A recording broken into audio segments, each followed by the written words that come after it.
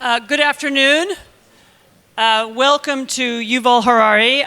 I don't know whether he can see the audience, but the audience is in the room and happy for him to be joining us from Kyiv. I can still hear you. You can. It's good to hear. Very good. I think most people in the room know the historian and professor at the Hebrew University of Jerusalem, the author of several best-selling books, and somebody who thinks very widely both about humanity's past and about its future. And he's taken a special interest in Ukraine and in the war in Ukraine.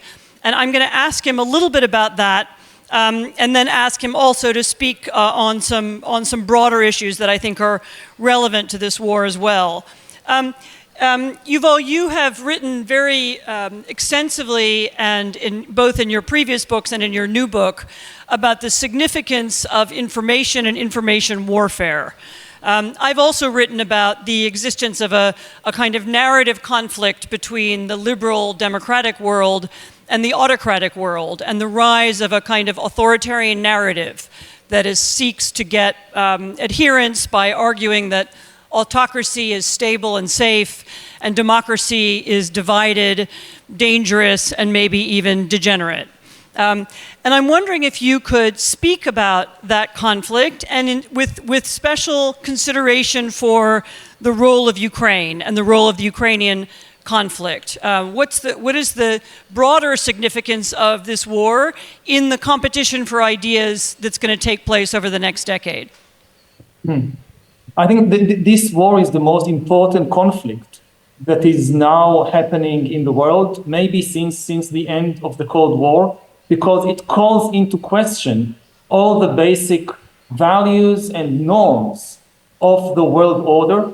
It's basically a situation like in a school when a bully picks up on a weaker kid and all the other kids in school stand in a circle to see what will happen.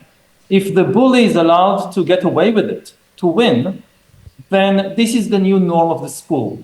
And you will see more and more such bullies all over the place. If Putin is allowed to win, we will see more and more Putins in South America, in the Middle East, in East Asia, all over the world. If, on the other hand, order is restored, the bully is stopped and punished, then it is clear that you can't behave like that.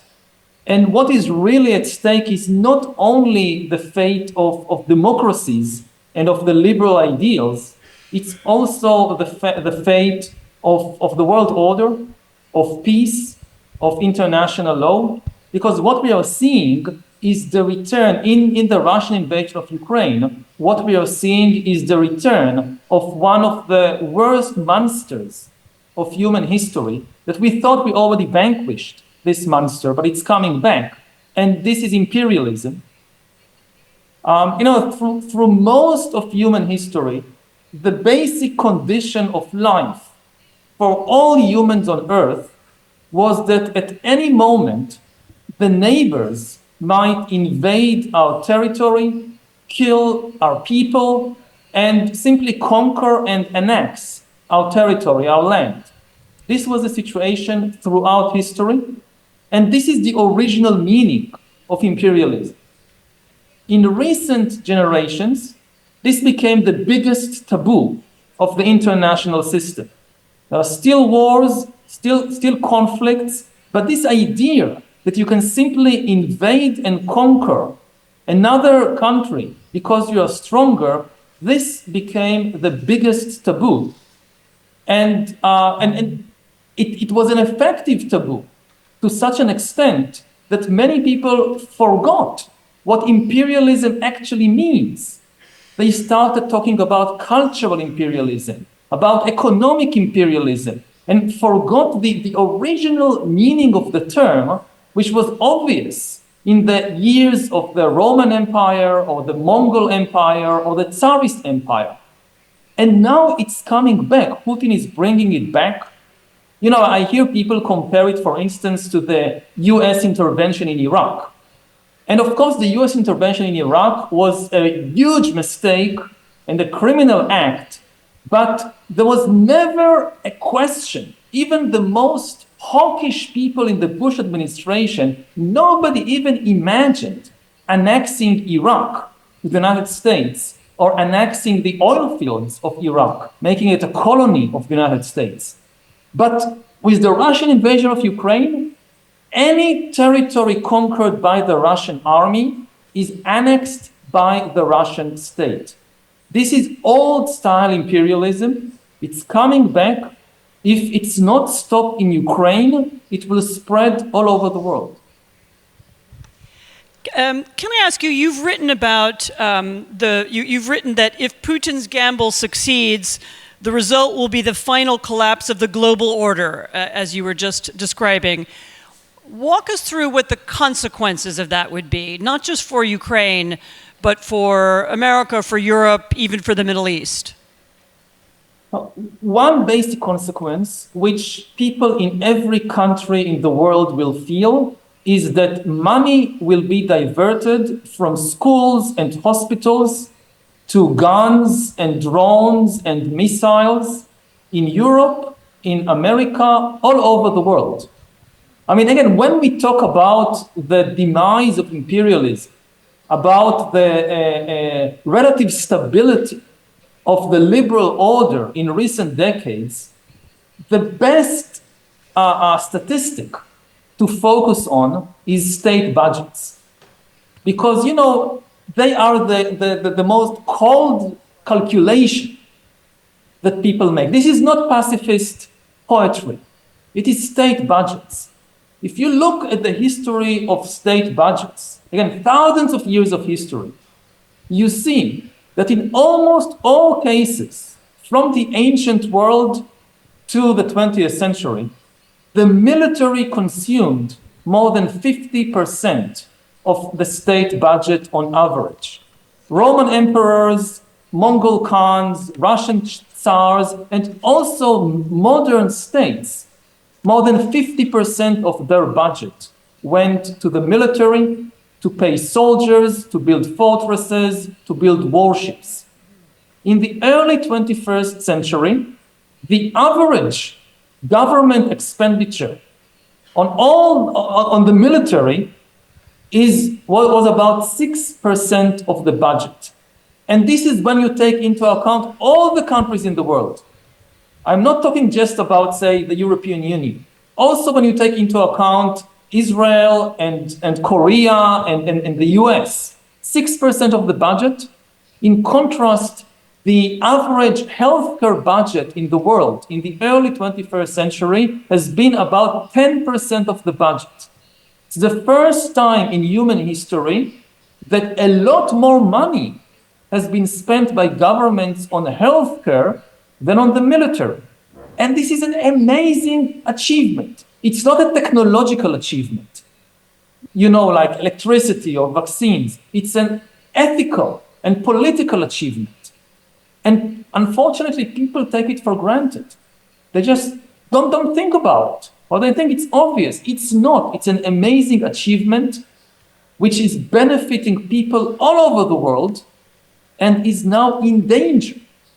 Because if Putin wins, and in Russia, nobody knows exactly what is the military budget in Russia because it's secret. But the best estimates I've seen talk about at least 30% and potentially far more, because this is what you need in order to wage such a war.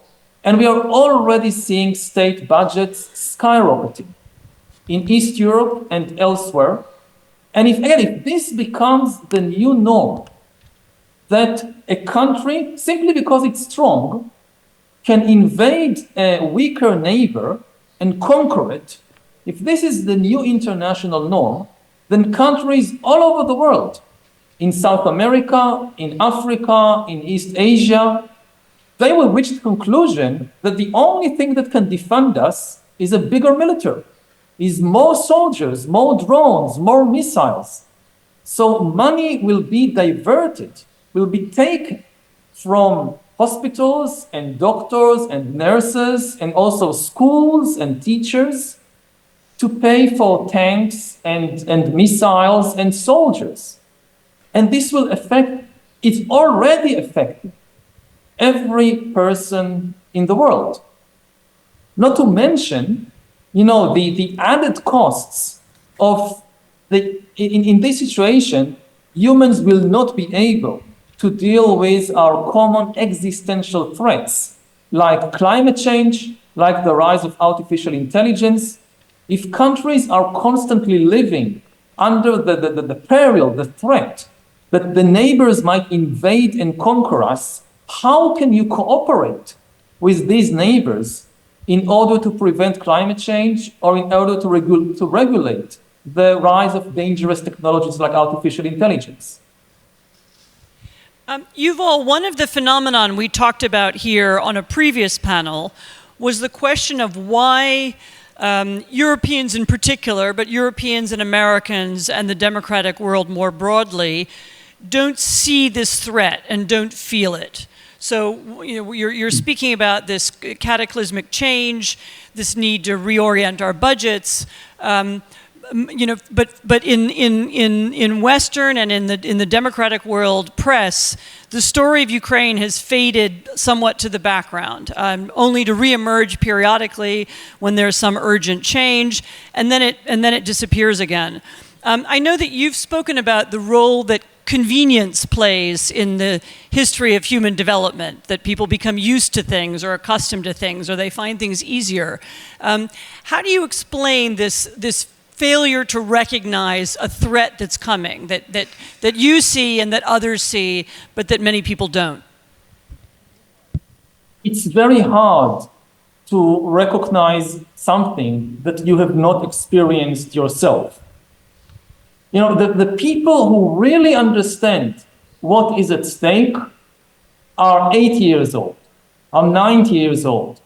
It's the people who still remember on their flesh the Second World War, and to some extent also the Cold War. But for them, it is a reality. But the younger generations who were born afterwards, you're a historian and I'm a historian, and we know this as historians, that it's very difficult to learn from history if it's not your personal history. It's just almost inconceivable what people can do to each other, what can actually happen in the world if you just read about it in books. And the only thing that separates us from the horrors of the Second World War is time. That's the only thing. It was the same people. And if you now live in Ukraine, you know that time can be traversed very, very fast. That what seemed to be in the distant past, this was in the 1940s, it can't happen again, it can't happen in the 21st century, it can happen again. Because it's just time. And for people, I'm now living in Canada, and not living, I'm now in Canada doing some interviews. And people yesterday told me about the political anger and bickering that there is now in Canadian society. And it's almost inconceivable if you think about what is the best place in human history. Canada in the early 21st century probably qualifies. And yet people are angry and are fighting about these local issues because they take for granted what they have. The kind of peace, the kind of healthcare, the kind of infrastructure that people in Toronto enjoy, they just take it for granted. And it's very hard to realize that just time, and a very short time, can separate this amazing period of peace and prosperity from the worst horrors of human history, which can come back any moment. So both you and I, and probably everybody in this room, has tried to convey that sense of urgency. We've written about it, we've spoken about it. Some people in the room are politicians who've tried to act on it. Is there a historical moment you can look back on? Is there advice that you have for people on how to explain this, how to wake up the world, how not to fall into this trap of being the frog boiling in the water that doesn't notice what happens to it? That's our job. I don't have a secret bullet. You know, like you keep talking about it, you keep writing about it, you find ways to talk about it in more effective ways, in more persuasive ways. And we know that, you know, there is a battle of attention in the world. People are flooded by enormous amounts of information. Part of the problem today is that increasingly the judges in this battle for attention, the kingmakers, are not even humans. They are the algorithms that control the news feeds on Facebook, on Twitter, on Instagram. And our fate, to a large extent, is now in the hands of these algorithms that decide whether the top story of the day would be some atrocity from Ukraine or something else. And understanding this new battlefield of information is, of course, something that the other side, that the Putin regime also excels in. So, and I don't have kind of a secret or a silver bullet that can solve it. It's just we need to keep doing our job and to remember. And what makes it really difficult is that in this era of an information flood, the truth is a rare and costly kind of information. Most information either isn't truth. Most information is junk, is lies and fake news and conspiracy theories. The truth is rare because it's costly. It takes time and effort and money to research a truthful history book or a truthful journalistic account. Whereas fiction is cheap, very easy to produce. And the truth is often complicated and painful. People don't want to contemplate it. Whereas fiction can be made as simple and as attractive as you would like it to be. So it's an uphill battle. But on the other hand, I think what gives me hope is that ultimately human beings are really interested in the truth, because without the truth, we can never be happy. If you don't know the truth about yourself and the world, if you don't know the deep cause of the misery in our life, you can never deal with it and you can never be happy. So I think we shouldn't succumb to this cynical worldview that humans are only interested in power and that all human interactions, including in the media and journalism, they are just power struggles. There is a deep human yearning for the truth. Well, I certainly hope so. Returning to the question of this narrative battle, and forgive me for asking you as an Israeli, the war in Gaza has been used by Russia, but by China, by Iran, and by others as a way of undermining international support for Ukraine by arguing that the Western world is hypocritical, that the failure, the damage and war crimes in Gaza somehow take away from the need to support Ukraine. How do you look at that? How do you describe that and explain it? What's the answer to that argument, which I'm sure you've heard many times? Yeah, first of all, that we should be able to hold two thoughts in the mind at the same time. That we should be able to condemn the crimes of Hamas against Israelis and the crimes of Israel against the Palestinians and the crimes of Russia against Ukrainians at the same time. Two wrongs don't make a right. Saying, oh, this is bad, so this somehow sanctifies or somehow excuses what Putin is doing in Ukraine, this doesn't make sense. you can oppose both at the same time.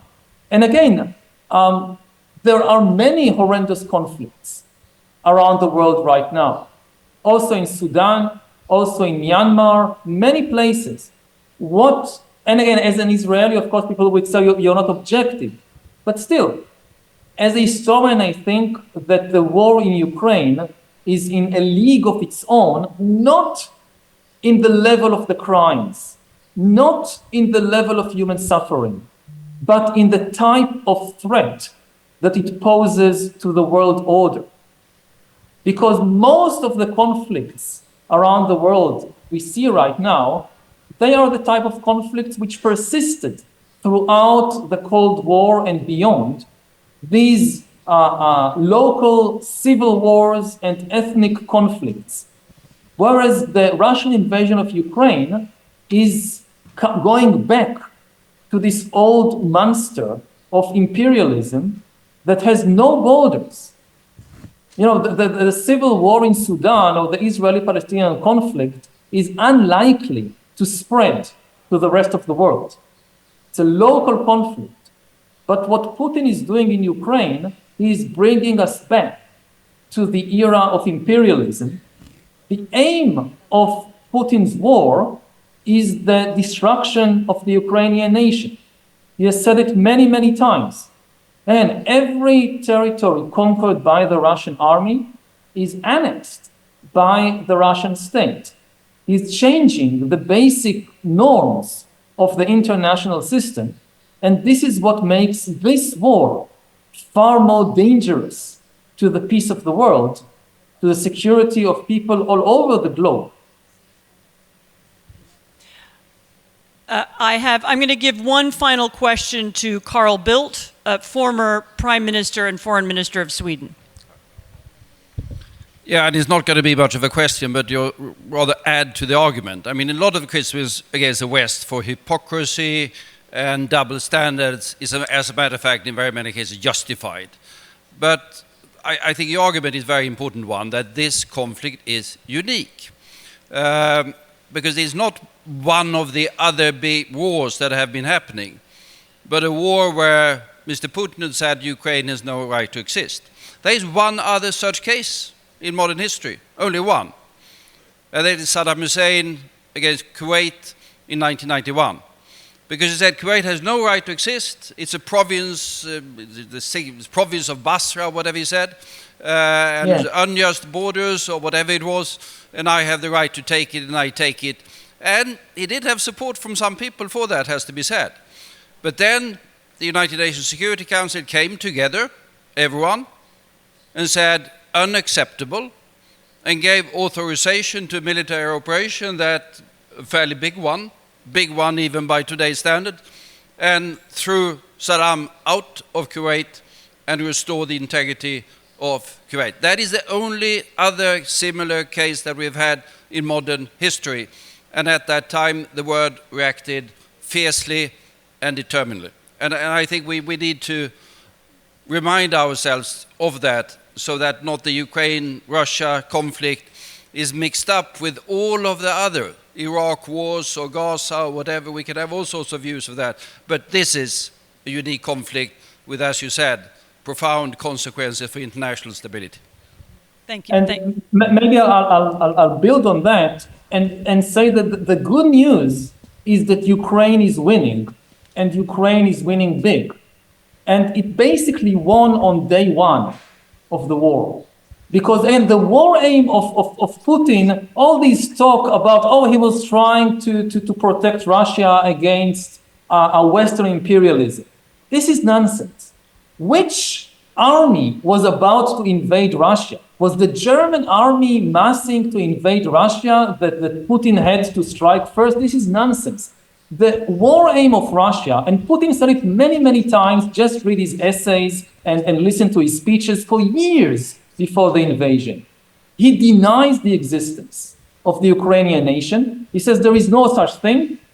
And he really convinced himself that this is true. He really thought that when he sends his tanks to Kyiv, the Ukrainians, which according to his view are actually Russians, they will throw flowers on the tanks. And that Zelensky will just flee and Russia will be an empire again.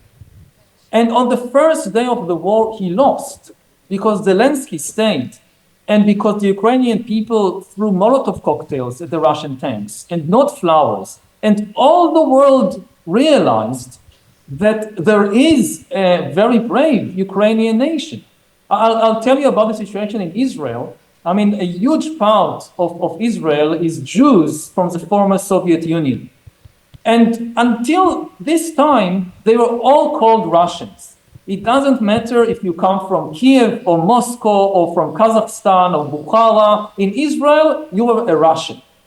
And now, Israeli Jews who came 50 years ago from Odessa, they say, no, we are not Russians, we are Ukrainians. Even though they're Israeli Jews, it's now a matter of honor for them that they are not called Russians, they are Ukrainians. And this was the big victory and it's the historical victory of this war. Wars are won not just in territory, they are won in the spirit. You know, I look at the news that still appear in Western media about the war in Ukraine, and it's a bit like the First World War, that in the start of the war, there was a question of, you know, whether the Russians will conquer Kyiv. And now it goes down to the level of a few hundred meters back and forth, this village, or would they be able to conquer this village or that village? You know, in the First World War, because of this media obsession, eventually armies were willing to sacrifice tens of thousands of soldiers to conquer a few hundred meters, to conquer a few villages or a town. We should look at the broader perspective. It's not about that territory is important, but for the survival of nations, the spirit is much more important than the territory. And here, the Ukrainian victory is complete. And whenever we hear sometimes bad news from the front line, I think we should remember that the crucial question of the war, is there really a Ukrainian nation? Which may not have been a question for people in Kharkiv or in Kyiv, but it was a question for people in Europe, in America. You know, lots of people in the West, they thought, oh, it will be like Afghanistan. They'll crumble in a few days. And now nobody can doubt that there is a very brave Ukrainian nation that is fighting fiercely for its independence. And in this sense, Putin has also lost the propaganda, because his claim that there is no such thing as the Ukrainian nation, they are all Russians, nobody can believe it today. So in that sense, Ukraine has already won at least the narrative war. The important narrative war, yes. Again, you still have the narrative war going on in places like the US. To what extent should the US continue to provide weapons and money to Ukraine? And so this is a narrative war we still have to fight. But the most important narrative war, convincing people that Ukraine is a real nation and not some kind of Western fabrication or whatever, this was won on day one of the war. And this is also Putin's historical defeat, because his dream that he will be able to kind of reconstitute the big Russian empire, in many ways, he is the gravedigger of this Russian empire. So I think on the idea of Putin as the gravedigger of the Russian Empire, we will end this session. Thank you very much for joining us. We appreciate it very much. Thank you. Thank you. And I'm sorry I couldn't be with you in person. Hopefully next time.